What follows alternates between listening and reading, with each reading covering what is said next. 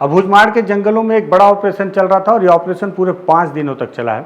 और ऑपरेशन के बाद जवान अब लौट आए हैं और लौटने के बाद हालांकि उन्होंने किसी मारे गए माओवादी का शव तो बरामद नहीं किया, लेकिन उनका दावा है कि बड़ी सफलता मिली है।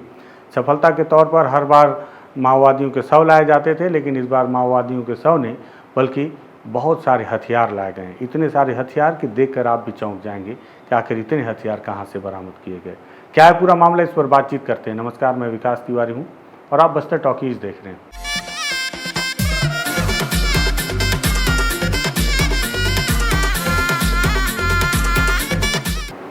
दरअसल जिस तरह से लगातार माओवादियों के खिलाफ ऑपरेशन संचालित किए जा रहे हैं, जिस तरह से लगातार माओवादियों को बैकफुट पर ढकेला जा रहा है, माओवादियों ने खुद अपने पर्चे में भी इस बात का जिक्र किया कि उन्हें भारी क्षति हुई है। नक्सलबाड़ी के बाद से अब तक सबसे ज़्यादा नुकसान इसी 2 वर्ष में उन्हें हुआ है।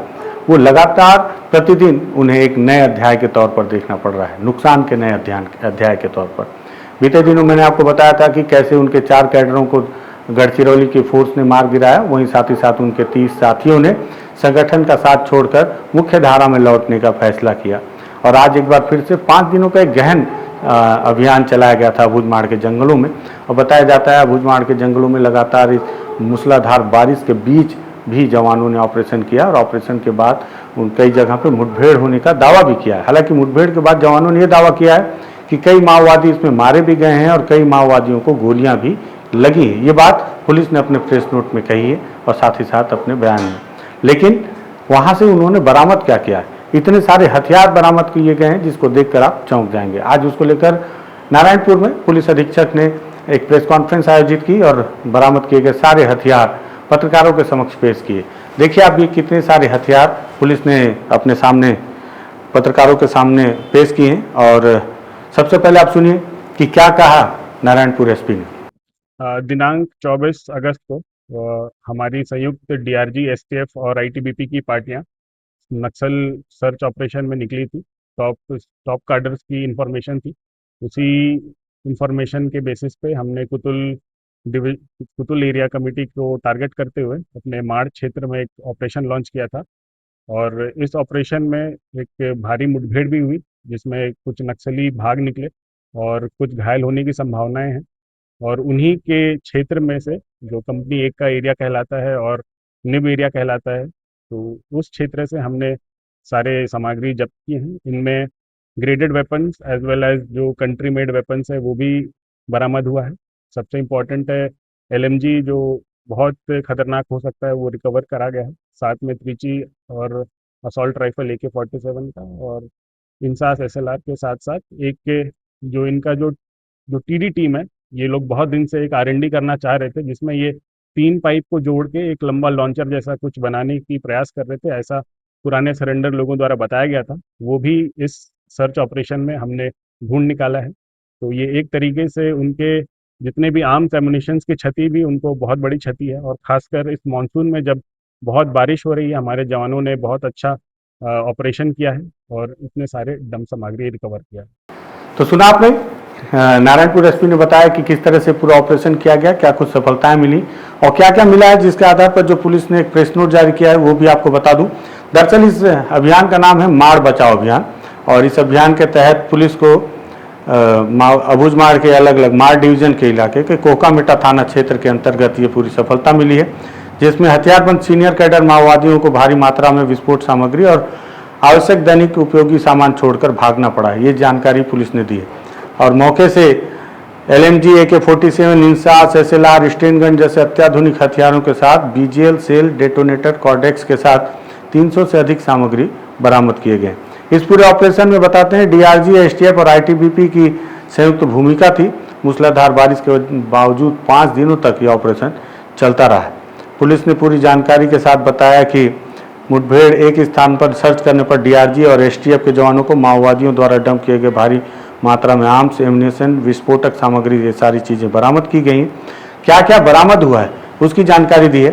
7.62 mm की LMG मैगजीन के साथ मिली है 1 नग, साथ ही साथ 51 mm मोर्टार 1 नग, तिरछी असॉल्ट राइफल में मैगजीन 1 नग, 7.62 mm SLR 1 नग, 5.56 mm इंसास मैगजीन के साथ 1 नग, स्टेन गन मैगजीन के साथ 1 नग, 9mm पिस्टल और मैगजीन के साथ 2 नग, देसी कट्टा 2 नग, 315 का जिंदा कारतूस 10 राउंड, BGL लॉन्चर 8 नग, 303 राइफल 3 नग, 303 बट ब्रोकन 1 नग और बट ब्रोकन मतलब जिसका बट टूटा हुआ है, 12 बोर 4 नग, 12 बोर बैरल 8 नग, भरमार बंदूक 49 नग, BGL सेल बड़ा 23 नग, BGL सेल मीडियम 63 नग, BGL सेल छोटा 14 नग, देसी हैंड ग्रेनेड 8 नग, हैंड ग्रेनेड 1 नग, तीर बम जो कि टूटा हुआ है 8 नग, कॉर्टेक्स वायर लाल रंग का 2 bundle, safety fuse 141 bundle, 3 joints pipe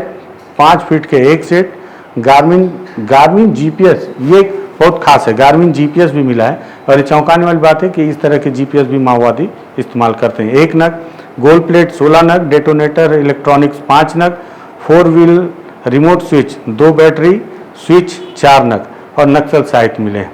ये सारे सामान जो हैं पुलिस ने बरामद किए हैं और इन सारे हथियारों में हालांकि वहाँ मैं तो वहाँ नहीं पहुँच पाया था नारायणपुर, लेकिन हमारे स्थानीय कुछ साथी हैं, उन्होंने बताया कि जो हथियार हैं उसमें बहुत सारे हथियार ऐसे हैं जो इस्तेमाल करने योग्य नहीं है, जिसे देखकर लगता है कि बहुत पुराने समय से वहाँ डंप किए गए हों।